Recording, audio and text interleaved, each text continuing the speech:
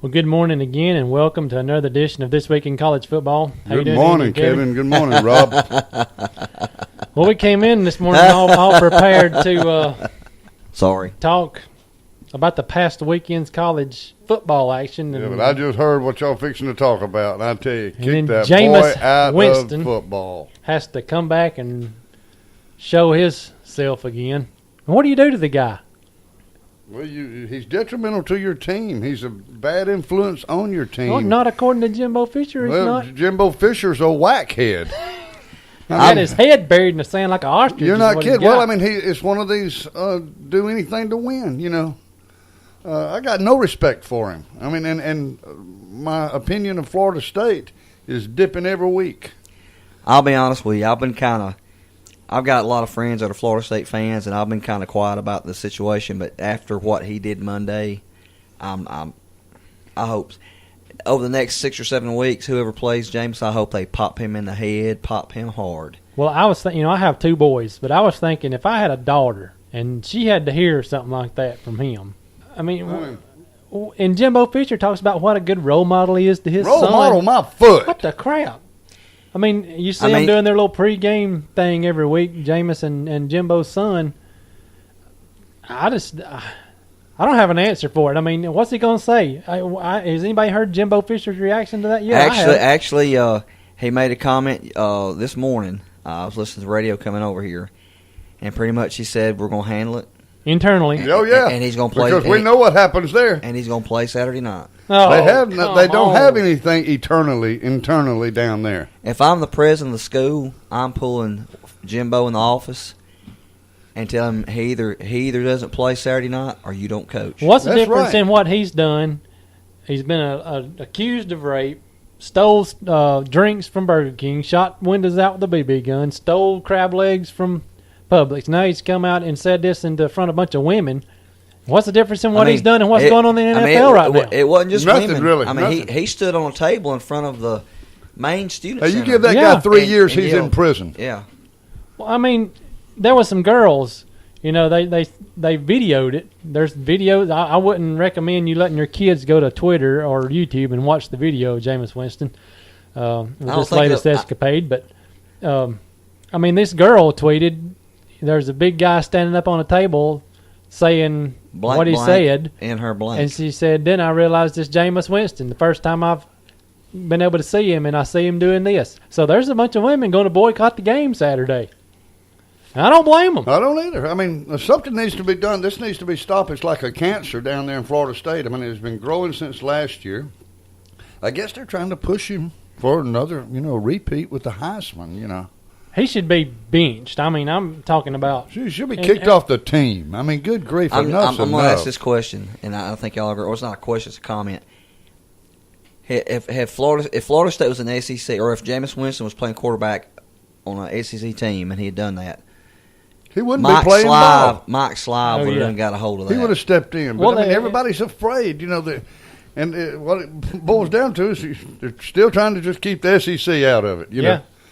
But, I mean, good grief, they praise this guy, and he's a piece of dung. Well, he said last time when he stole the crab legs, he was making childish mistakes, and he's learned from that, and he's going to he's in the spotlight, and he realizes that, so he's going to change his ways. Well, obviously, whatever got handled internally down there for that, didn't work very good. And there's one little on-the-field incident we felt out. I don't know if you remember. You guys might have seen it when they played Oklahoma State. When he got in Jimbo's face? It wasn't in Jimbo's face. He made a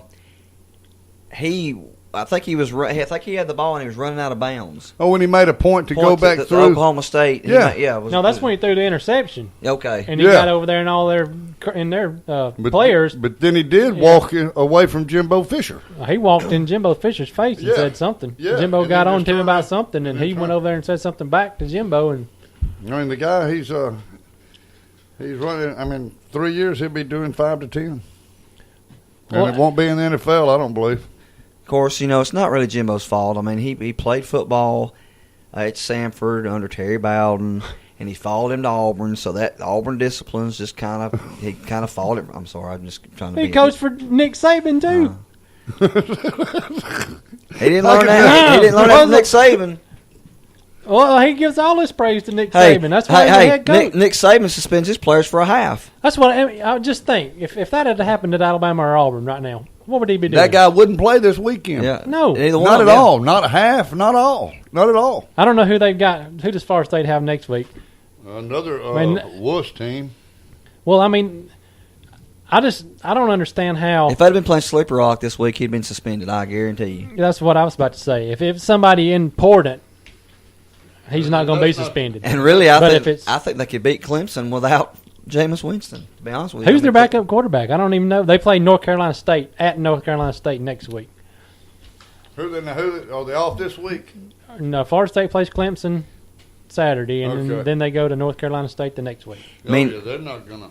So he won't be suspended at least. Well, they don't have any really. I'll bring this question up. If Jake Coker was the number 2 quarterback at Florida State right now, not transferred, I makes you wonder if they would have suspended him. I don't think Jimbo Fisher's got the guts to suspend him. He doesn't. I mean, because he knows what's going to happen. If he does, they're going to lose. I mean, he just slap on the hands for these other things he did, and he let the baseball team handle one problem. Well, that was the crab legs deal. Yeah, let the baseball team handle that. Oh, he's suffered enough.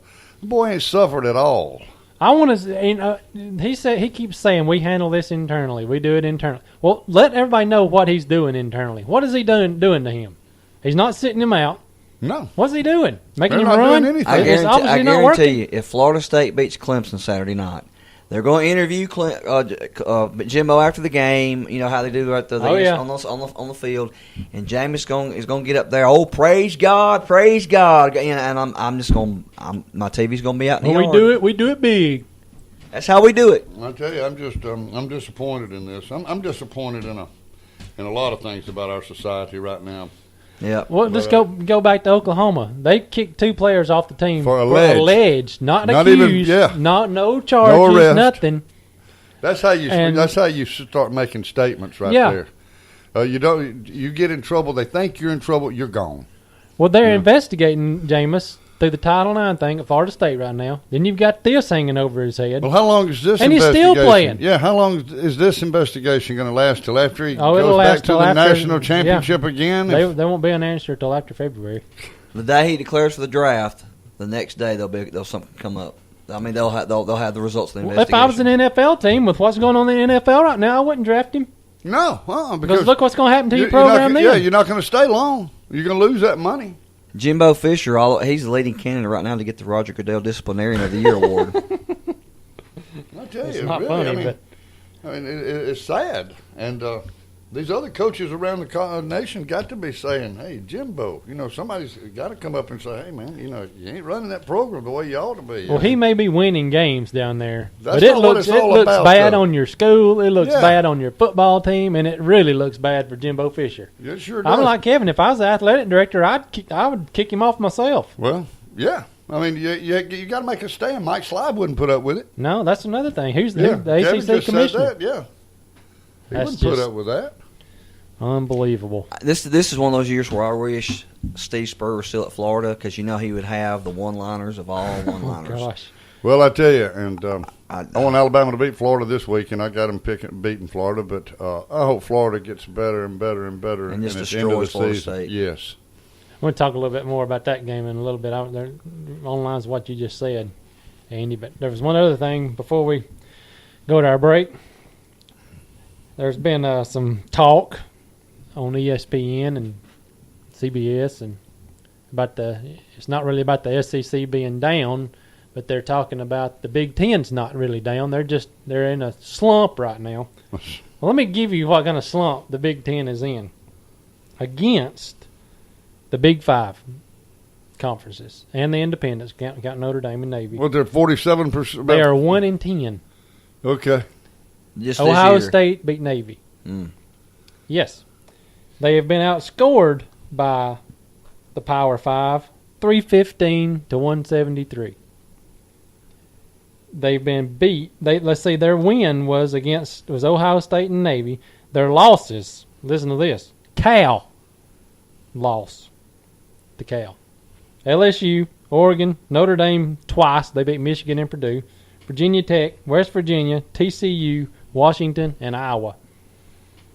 Boy, So the one win is against Navy. Yes. That's pitiful. That's pitiful. And what we had, they had two of those teams, or I know one of them going to the Final Four. Well, yeah. But they, Michigan State, they're still talking about Michigan State going. Okay, but I mean that's after they've let Ohio State out of it now. Yeah.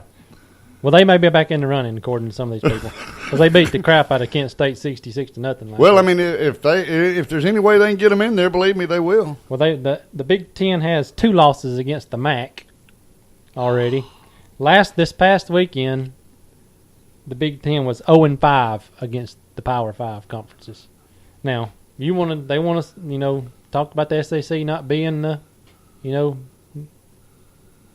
in the front run right now. Well, listen to this: the SEC is 27-2. And I know Vanderbilt I know that. lost to Temple. That's one of their Big 5 losses, and Tennessee losing to Oklahoma was the other one. The SEC West is 18-0. So, but we're having a bad year, everybody. But yeah, the SEC's It's down. We're down. We're I mean, down. They want us down. Yeah, they do. They want us down so bad. They want to talk about us not being the best conference. Well, I'll give them that. I think the SEC West is the 3rd best conference in the NFL. In the NFL. Yeah.